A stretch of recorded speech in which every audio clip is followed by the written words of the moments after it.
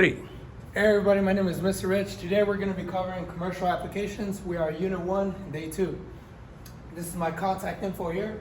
The objectives: install the following: recessed can light, surface mounted light, and keyless light. We're going to be utilizing the base today, so we're going to be working with metal. Tools: MC cutters, wire strippers, screwdriver set, power drill, and ladder. Now materials: you need 14.2 MC, 14.3, wire nuts, anti-shorts, and switches. So we're gonna go over the tools from our tool bag, minimum what we need. Okay. So now we need, right here, cordless drill, screwdriver set, wire strippers, the ladder is just the ladder, and then we have here we can use lineman pliers, diagonal cutters, in addition to that, outlet tester, and as well as measuring tape. Okay.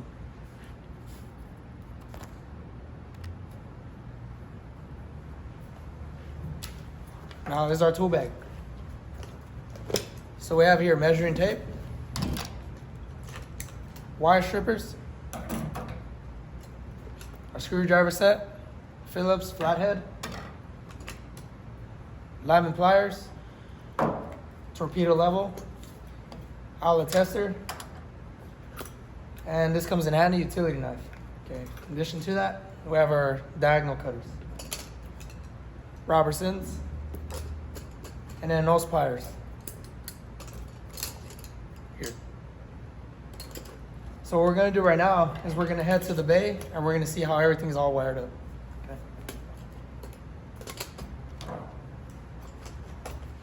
Now, in order to install your boxes, you do need a power drill.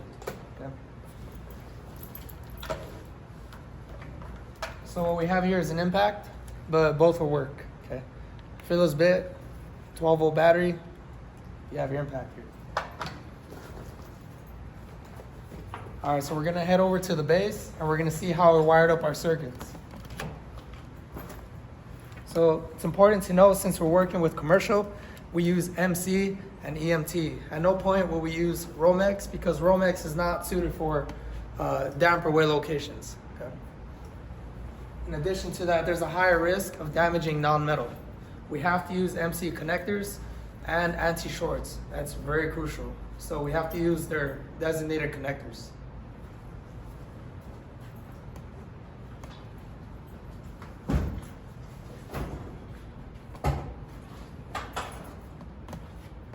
All right, here we are.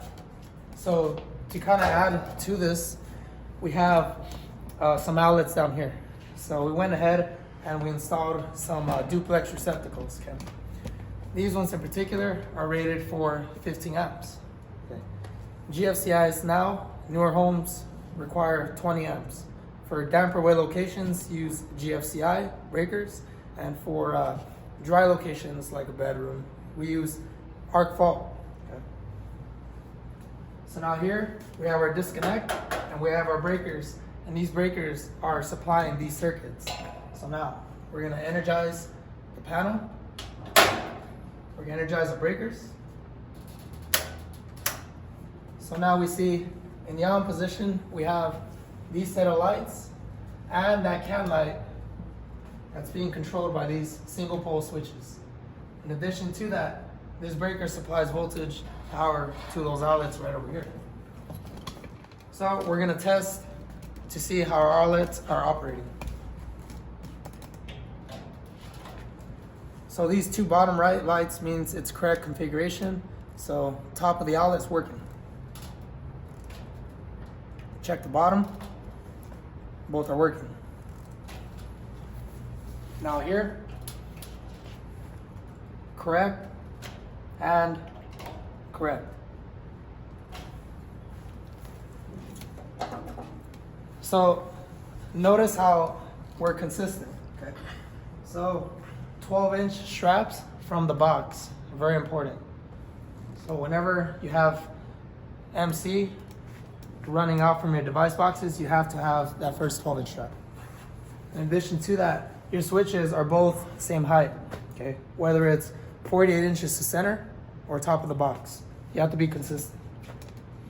Now, whenever you do your wiring, you want to make sure you try your best to make it look uniform and organized. Okay. So you have to have those 90 degrees inside of your panel. So now for your device boxes here, you either have 15 or 16 to center. It just depends. Okay. So here we're consistent with our heights. So in addition to that, all these connectors use anti-shorts. The reason we use anti-shorts is because we don't want to run the risk of short circuiting or overload current. It's very dangerous. So now we're going to go ahead and de-energize the circuit and then open the boxes to check out the work.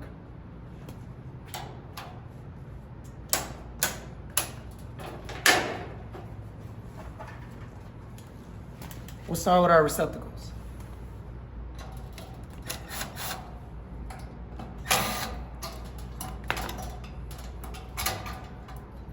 Okay. So notice the wire length. We use a pretty good amount of wire, like 6 to 8 inches. Okay. So you have your grounds first, then your neutral, and then your hot. Okay. So we had to use MC connectors here with the anti-short. Electrical tape is here for extra safety so that we don't have a ground fault, which is a short circuit. Okay.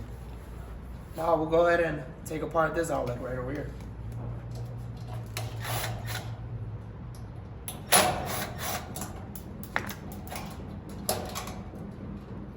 Similarly, since they're parallel circuits, grounds are all grounded, neutral goes to neutral, and hot ties in with hot. The only difference is that this hot feeds back into that breaker directly. Okay. Again, we use electrical tape for insulation. Okay. Now let's go ahead and take apart the switches right over here.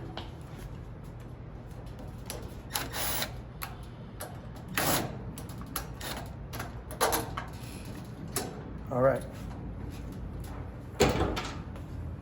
So here we have ground, you have neutral, which does not tie to the switch, and then you have your hot feeding in from the source, and then your hot feeding out to the load.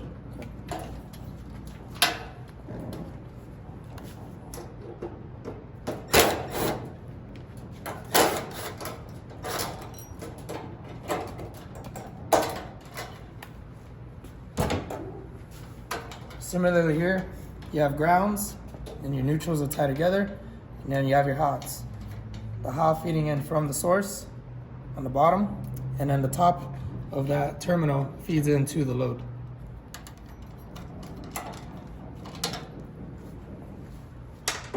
All right, so here's a general overview of what we did.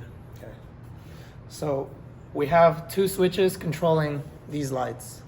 Now, that can light has to be flushed. So that mounting bracket has to be flush with the beam. Okay. In addition to that, you have to use metal screws. Similarly, these lights here are flush with the beam. Okay, the flush with the surface. That's a surface mounting bracket 4S box right there. So they are in parallel, so they have the same voltage. That feeds in to the switch, and then back to that breaker. It's one circuit.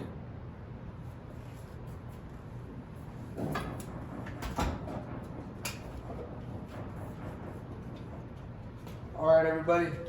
So it was a pleasure. So thank you for tuning in. Hopefully you took something from today.